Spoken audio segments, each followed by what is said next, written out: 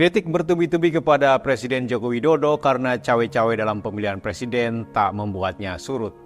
Setelah mengantarkan anak sulungnya menjadi wakil presiden, ia kini menempuh segala cara memuluskan anak bungsunya, Kaisang Pangarep, menjadi calon wakil gubernur Jakarta dalam pemilihan kepala daerah 27 November nanti. Jika jagoan Jokowi dalam pemilihan presiden adalah Ketua Umum Partai Gerindra Prabowo Subianto, di Jakarta ia menunggangi politikus Partai Golkar Ridwan Kamil.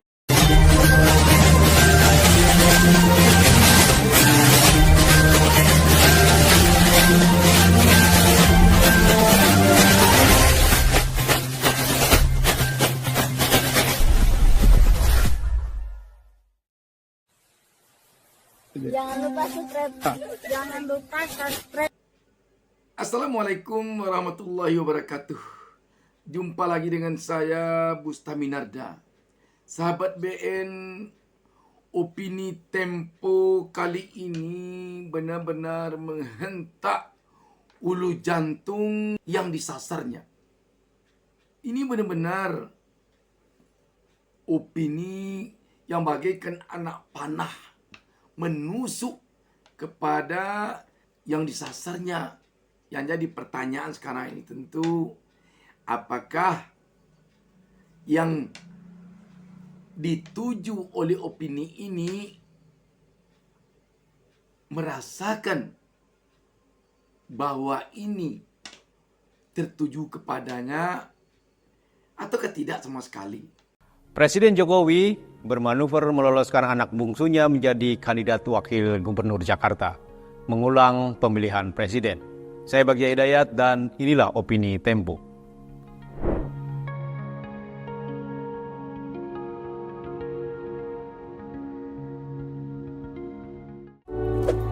Kritik bertubi-tubi kepada Presiden Joko Widodo karena cawe-cawe dalam pemilihan presiden tak membuatnya surut.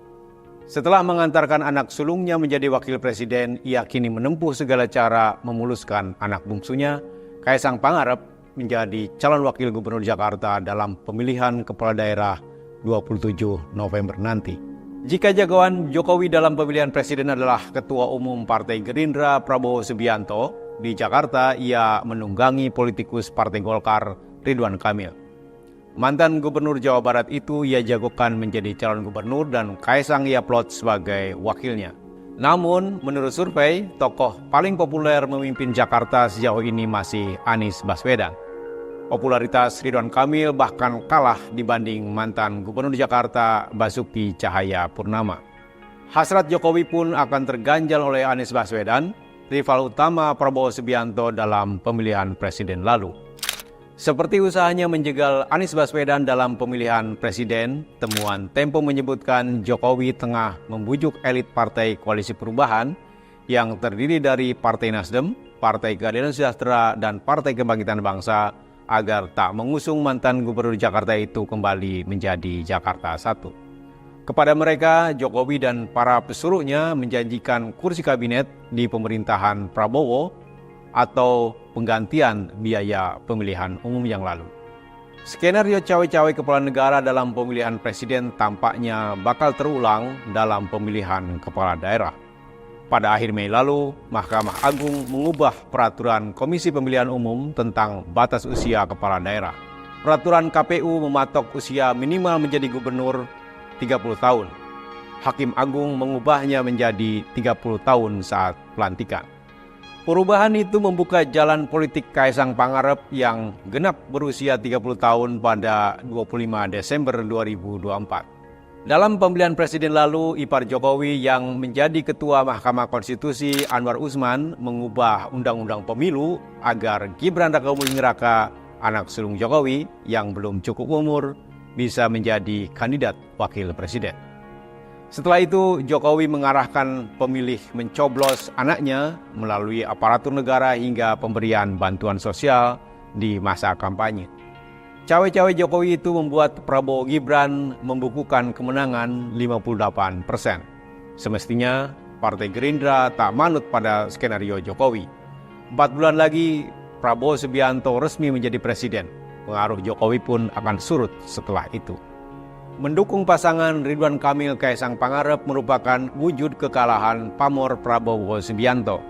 Mantan Komandan Jenderal Komando Pasukan Khusus TNI Angkatan Darat itu hendaknya membuktikan ia bukan boneka Jokowi.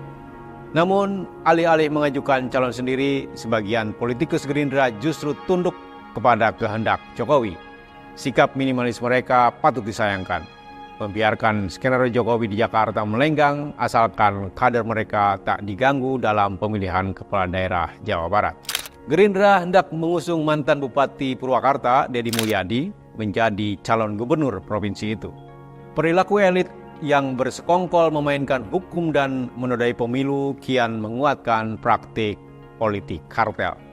Menurut Kuskido Ambardi, ilmuwan politik dari Universitas Gadjah Mada, dalam bukunya Mengungkap Politik Kartel, ada 5 ciri kartel dalam sistem kepartean sejak reformasi 1998, yaitu hilangnya ideologi, sikap permisif pembentukan koalisi, absennya oposisi, pengabaian hasil pemilu, dan elit partai bertindak kolektif dalam manuver politik. Para kartel pemilik partai dan elitnya kini tunduk kepada Jokowi karena mereka terperangkap pelbagai kasus hukum. Akhirnya yang terjadi adalah pragmatisme dua lapis. Yang pertama, mereka mengambil untung dengan mempertahankan praktik kotor politik kartel. Yang kedua, mereka menikmati dukungan sumber daya negara yang disediakan Jokowi yang tengah mempertahankan kekuasaan lewat nepotisme. Hubungan mutualisme partai politik dengan penguasa tanpa etika seperti Jokowi tercermin dalam koalisi dan persekongkolan pemilihan kepala daerah. Tanpa malu dan merasa bersalah, mereka mengusung Kaisang Pangarep, pemuda yang tak punya pengalaman politik dan birokrasi, bertarung dalam pemilu.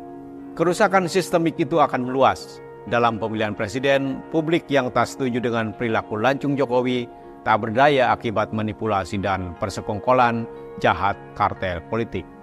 Pilkada tampaknya hanya akan mengulang kisah kelam itu. Nah, begitu tajam dan menghentak opini Tempo ini, sahabat BN, dan kondisi negara kita seperti yang digambarkan oleh Tempo ini benar-benar kondisi yang memprihatinkan. Kenapa tidak? Begini parahkah sekarang ini demokrasi kita di negeri ini? Begini parahkah sekarang ini kondisi hukum kita di negeri ini? Sahabat BN,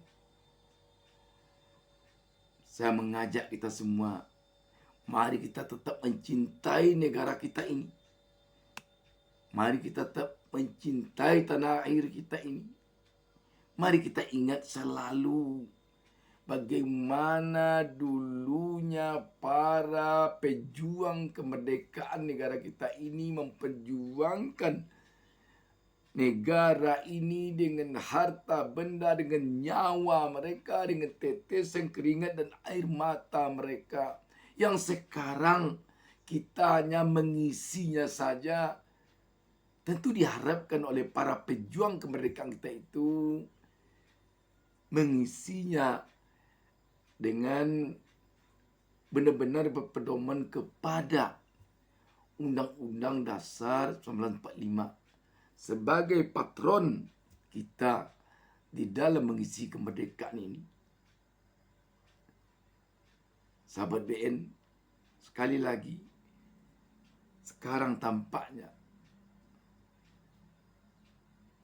negara ini memanggil anak bangsa untuk menyadari untuk apa dia ada di negeri ini dan untuk apa dia memimpin bangsa ini.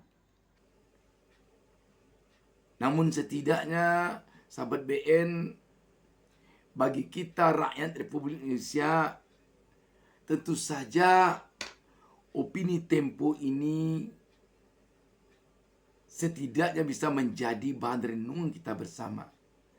Akan bagaimanakah perjalanan Indonesia ini ke depan. Jika kita kembali ke belakang kepada proses penyelenggaraan Pilpres 2024 agaknya memang harus kita akui bahwa residu dugaan kecurangan dari Pilpres itu sampai kini masih tersisa di hati rakyat Republik Indonesia. Upaya menghapus residu itu oleh Mahkamah Konstitusi dengan putusannya yang mengatakan tidak ada kecurangan dalam Pilpres 2024 tampaknya belum bisa benar-benar menghapus yang ada di hati rakyat. Bahkan malah yang muncul, ada apa Mahkamah Konstitusi membuat putusan ini ketika para saksi ahli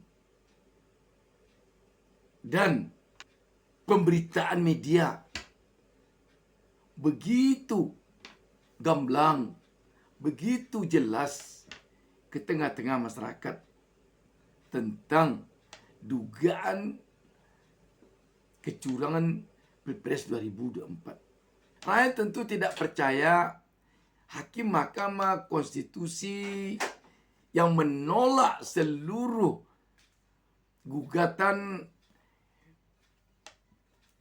paslon 01 dan 03 ini sama sekali tidak mendapatkan informasi tentang dugaan kecurangan Pilpres ini dari media massa, dari orang perorangan, dari informasi yang didapatkan para hakim melalui saksi ahli selama sidang Pilpres yang berlangsung di MK ini, ataupun dari pikirannya sendiri. Namun publik tentu bergembira juga ketika ada di antara hakim konstitusi ini yang tidak sependapat dengan putusan yang mengatakan tidak ada kecurangan pada Pilpres 2024.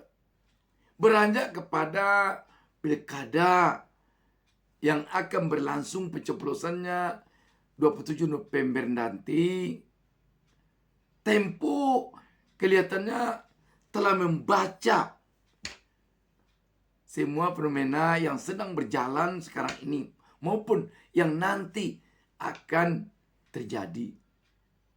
Namun sahabat BN, warga negara Indonesia agaknya belum boleh putus asa untuk memperjuangkan tegaknya demokrasi di negeri ini. Demokrasi yang anti korupsi, yang anti kolusi, yang anti nepotisme, dan yang anti terhadap politik dinasti. Sebab itulah yang tampaknya merusak demokrasi ini. Bahkan tidak demokrasi saja yang rusak oleh semua itu tadi, tetapi hukum dan keadilan malah dirusaknya juga. Sahabat BN, mari kita hadapi Pilkada 2024 dengan optimis dan mari awasi jalannya Pilkada 2024 ini semampu kita masing-masing. Demikian, wassalamualaikum warahmatullahi wabarakatuh.